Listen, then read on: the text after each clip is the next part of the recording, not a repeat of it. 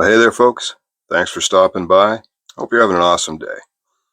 Well, today we're going to have a look at another one I picked up for my Scout Camp multi-tool pocket knife collection.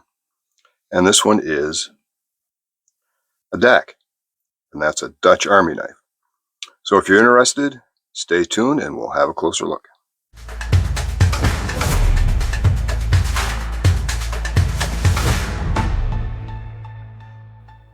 So this is one I picked up off eBay, gave it a little spa treatment to shine it up and clean off the rust.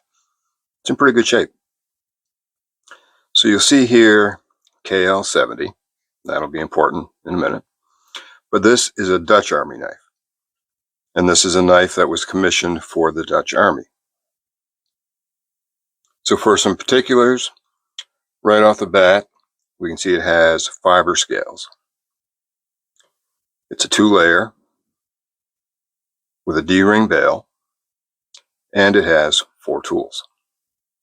The closed length, excluding the bail, is 3.5 inches or 88 millimeters. And here it is compared to Victorinox Tinker. So pretty close to the same length. And the Tinker's a 2-layer with 4 tools on top. Of course, it has the addition of 2 tools on the bottom. For your blade,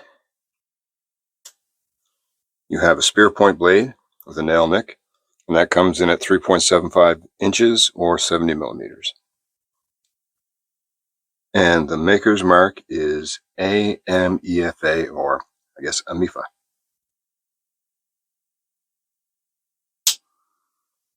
You have also a bottle opener and flathead screwdriver. You have a very old style can opener. And we can see here, you look at the bar coming off of the can opener, it is flattened on 2 sides and then rounded the rest of the way. So you would punch into the can, keeping that rounded part of the bar on the lid. So you punch in, work it, work it, work it. And apparently, if you're right-handed, you're meant to work it towards you. If you're left-handed, you're meant to work it away from you. Don't know how that works, but that's the can opener. And then finally, you have a very interesting, very stubby awl. And it is squared off on 2 sides and then rounded the rest of the way. Very tight on the spring. It's one of those situations where you crank the bail back and it seems to tighten pressure on the pin. So that would be your awl. So not your typical awl, and we can compare that to the one on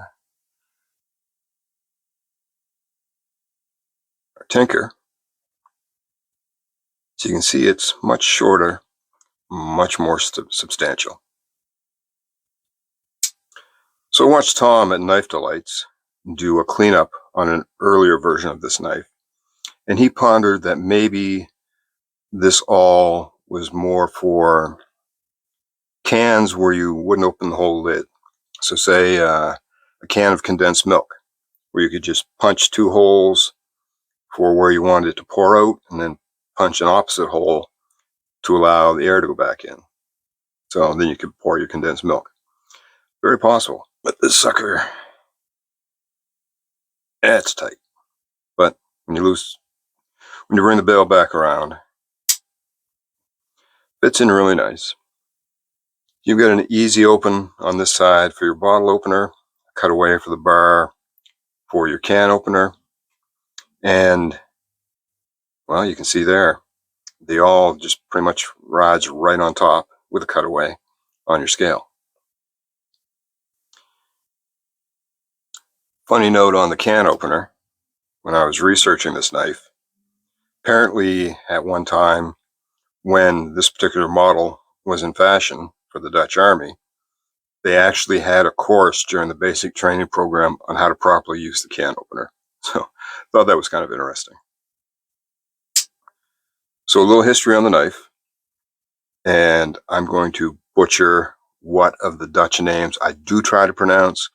The rest I'm not even going to touch, but I will put them up on the screen. So in 1931, Eugene Hollander founded the Apeldoornse Messenfabrik NV Hags Import Match something or other, Orlando. Fortunately, we know that translates into Apeldoornse Knife Factory, the Haag Import Company, Orlando. Now, this would be later shortened to the Apeldoornse Messenfabrik, or Apeldoorn Knife Company, and for the abbreviation of that, we have AMEFA. So A for the Apeldoorn, ME for the Messen, and FA for the Fabrik. And I hope I pronounced at least some of that close. So the AMEFA company originally produced razors and then later transitioned into kitchen knives and pocket knives in the 1940s. Now, some more interesting history. So Hollander, if I'm pronouncing that right, he was a German national living in Holland. As a German national, he was able to produce knives for the Unified Armed Forces of Germany. And those knives don't have any markings on them, but they would have a red fiber scale. During World War II, initially this vilified him and got him in a little bit of trouble. But later it emerged that he was a very strong supporter of the local resistance against the German occupied forces. So subsequently, after all this comes to light, in December of 2011, a street was actually named after him in the Apeldoorn AMEFA quarter. That's where the AMEFA factory was originally located. And this is for his contributions as an entrepreneur in Apeldoorn and for his role during World War II. So post-World War II, pocket knives were introduced as kit for the Dutch soldiers. So in the 1950s, Instalex, the International Steel Goods Export Company, which was a subsidiary of AMEFA, produced the model 1952 pocket knife. And that was produced for the Royal Dutch Army. And I'll try, but Connie Cleek, I'm not going to try. Here's the name. So the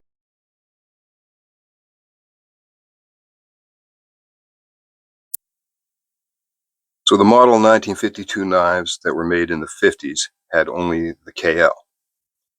In 1961, that production year, they started putting the year under the KL. So one produced in 1961 would be a KL61. So as we can see here, this is a KL70. So this was produced in 1970.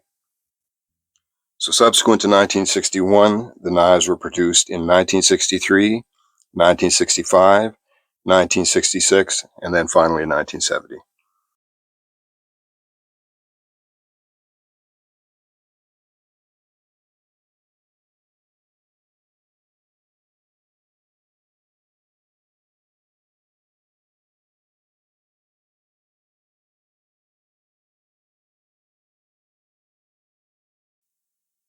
So subsequent to this, the knives were produced again under a different model number, and these knives would have A-lock scales.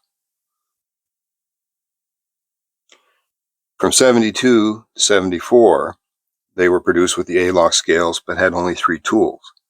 They did away with the can opener. And I believe when the kit was issued, you would be issued the knife and a separate can opener. So that ran from 72 to 74.